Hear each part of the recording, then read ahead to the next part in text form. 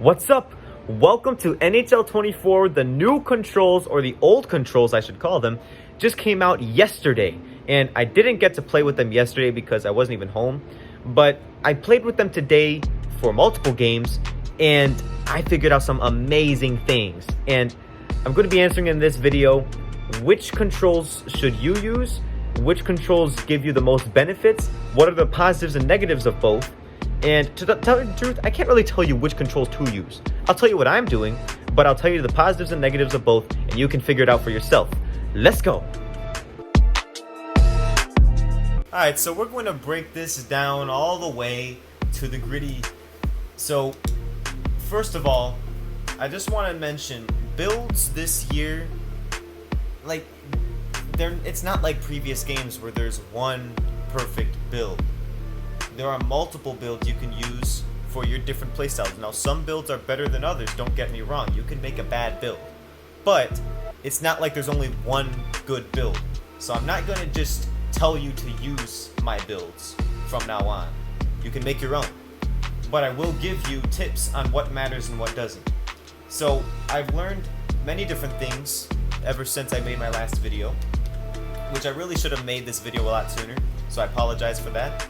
But agility is important, very important, put that up, and speed is important, but 86 for me gets the job done. You can put that wherever you'd like. It does not affect your movement for both tether and old controls. Recovery is still important, vision is still good, and that's basically it. Now, a new thing I figured out is angles is important because of what I'm going to tell you next. If you watched Black Ice 2020's video already, then you know what I'm going to say, but I'll say it anyway. If you just hold down the left trigger, even without using the right stick, then you will get better save animations, better 5-hole, rebounds, and glove saves, everything you can think of. So put your angles up because I think it might help you in that aspect. If it doesn't, oh well. If it does, then good.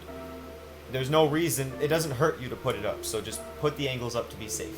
So what I'm going to say next is a theory. Don't take it extremely seriously. I'm just going to tell you what I've seen happen with multiple different builds.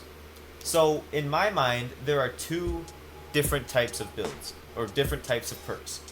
There are the perks that help you all the time, and then there are perks that only help you with one situation. An example of perks that help you all the time is like X-Ray, or Dialed In, or Butterfly Effect. Those things help you with almost every save. Now, perks that only help you with one situation is like No Timer, or Post to Post, or things like that. That only help you with those specific things, or Tip Jar. Things that only help you with one specific situation. So, I used to think I should just put on things that help you all the time. Just put on X-Ray, Dialed In, and Butterfly Effect, and boom, I have an amazing build. They should all add up? Sure. That wasn't the case. I did that with multiple different builds, and I got worse reaction, worse 5-hole, my recovery was horrible, everything was trash. So I tested this, then I took them off, and I replaced them with these one situation type perks, like post to post and extra padding, just because. And then I got way better reaction. And then I went back to putting on Dialed In, then I got worse reaction.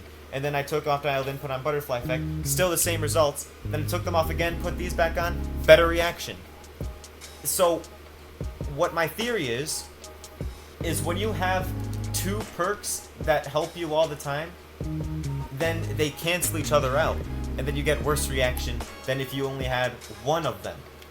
So, what I'm doing is putting X-Ray on, which helps me all the time, and then put two other perks on that help you with one situation. Nothing can cancel out, and it's been a lot better with this. So that's just my theory. Test it out for yourself. If it works, then amazing. If it doesn't, let me know. Alright, so that's the build portion of this video. Now let's go on to the controls. Which controls are better for you? So, I can't tell you which controls to use, because I've seen people still stay with the tether controls, say it's much better for their playstyle. I've seen people say they love the old controls. I'll say, personally, I love the old controls much better than the tether controls. So, that's what I'm using. I just feel like this year, the old controls are way better than they have ever been in any previous game. I get better, and I'm not even holding left trigger yet, and look at the saves I'm getting. When I hold left trigger, my gold ability lights up more, I make stronger saves, and the stamina doesn't affect me as much. These controls are just on point. So, for some reason, the goalie is slower. I have no idea why. Look how very slow my goalie is. And trust me, I've tested it out with lower weight, higher weight. I've tested it out with low speed, high speed. None of it affects your movement. You have the same movement no matter what build you use. So don't worry about that. Your goalie will move slow if you use the old controls. So yeah, your goalie's gonna move slow. But don't let that stop you from using the old controls, please. Because that means it's way harder to get caught on the post. It's way harder to get sniped when you're in an actual game. Breakaways are way harder with the old controls, yes. But if you play 6s, even 4s, if you're playing to save breakaways, then you're playing to lose, because that means your team isn't very good. So just use the old controls if you want smoother movements. If you want, I feel like I get more split saves. Like, look, I've had 5, 6, 7 split saves in this one-on-one situation, just moving left to right. Look, another split save with low stamina. And if you have a cross crease situation and it's too tight, just butterfly slide. It is way easier to recover out of a butterfly slide if they pass back. Like, it is you can move much better in butterfly than any game. Much better. Look how smooth these movements are. Same with right stick. I don't use the right stick slides, but this is just an example that it's way easier to get out of a wrong movement. Like, look at how fast he goes from left to right. Boom, wrong decision, boom. Like, boom, oh, he passed back, boom, back over. So, right stick and butterfly sliding, you get much better recovery if you make a wrong move and move back in time. Move like a real goalie in real life. That doesn't mean come out of the crease all the time. Doesn't mean you actually challenge shots like in real life. But I'm saying, if it's a tight cross crease butterfly slide, and if they pass back or hold it and you notice it in time, if you slide back, you will get there in time, I promise you. Now the tether controls. Should you use the tether controls? Tether controls are amazing as well, because I've seen goalies make save after save out of position 5 times in a row. Breakaways are much easier with the tether controls, which means when they're just holding the puck, it can be easier to follow the passes and the puck with the tether controls, because if you just let go of your controller, he'll just move to the middle and you can reset yourself. So those are the disadvantages and advantages of those controls. The disadvantages of the tether controls is you have to always have your hand on the sticks, which is good if you have been playing this game for a long time and know how to save cross creases and stuff. But for newer goalies, it'll be harder to save cross creases since you're holding it to the right, and then you have to go all the way to the left really quickly. You move faster with the tether controls, so maybe that's the balance. I don't know. But those are the advantages and disadvantages. So that's basically it. I'll give you one more minor tip, which I don't even know works for all builds, and it's another theory.